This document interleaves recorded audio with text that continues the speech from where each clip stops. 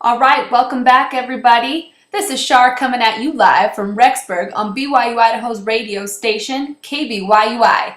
Today, we are discussing a topic that has gotten a few of our listeners a little heated.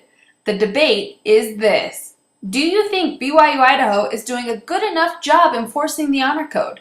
I'd love to hear what you have to think on this matter, so be sure to call in and let me know. In the meantime, we have a special guest in our studio. Please give a warm welcome to Brittany Cook. Brittany, how you doing? Good. Glad to be here. All right, so let's get right into it. What do you think about the honor code? Is it enforced enough on campus? Definitely not. Now, what makes you say that? Do you have some solid violations that you've seen?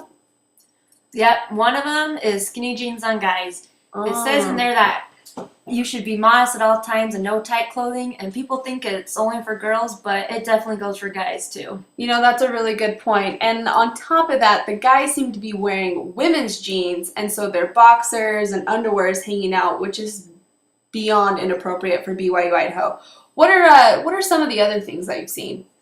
Guys with facial hair. Ooh, that's another good one. I am also a student on campus and can't even count the number of times I've seen guys show up with a really heavy 5 o'clock shadow. I mean, it's obvious they didn't take the time to shave, which is totally inappropriate. Do you have any other examples that you can think of? Yeah, back to the immodesty thing. Girls with short skirts, they are definitely questionable. Some of them go way too short.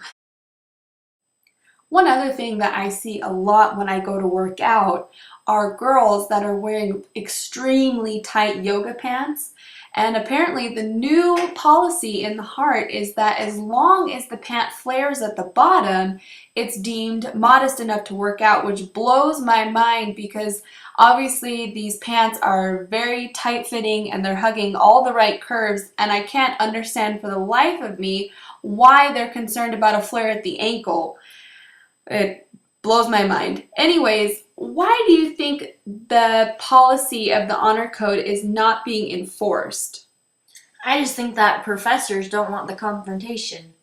They don't like to have to deal with the conflict. Yeah, that's a really interesting point. I mean, when I go to work, I don't want to be babysitting other people.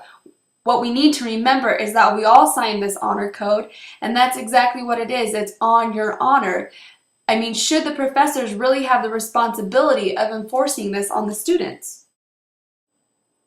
No, they shouldn't. Teachers are paid to teach, not to babysit the students. Students need to know that they've signed something and it's black and white. You either dress modestly or you don't dress modestly. One thing I think professors have really come to fear is a lawsuit coming from the ladies at this university.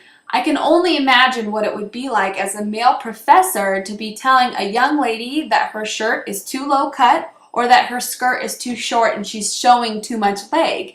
Do you feel like professors fear a lawsuit? Well, for sure, because there's so many lawsuits out there these days that a girl can just accuse someone, a male especially, of sexually harassing them, and they'll most likely win because it's female against male. Okay, Brittany, now that we've talked about the problem, let's talk about solutions here. What do you think professors could do to enforce the honor code? Well, one idea is professors can start standing at the door and telling people when they can come in or can't come in if they're dressed according to the honor code. But that goes back to the whole babysitting thing. So ultimately, students just need to have the initiative and own up to their responsibility of obeying what they have signed.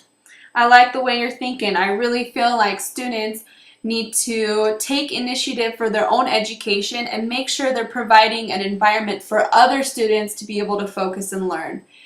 All right, everyone, I still want to hear what you think as we go to break. Please feel free to call in and share your thoughts. We'll be back in a moment.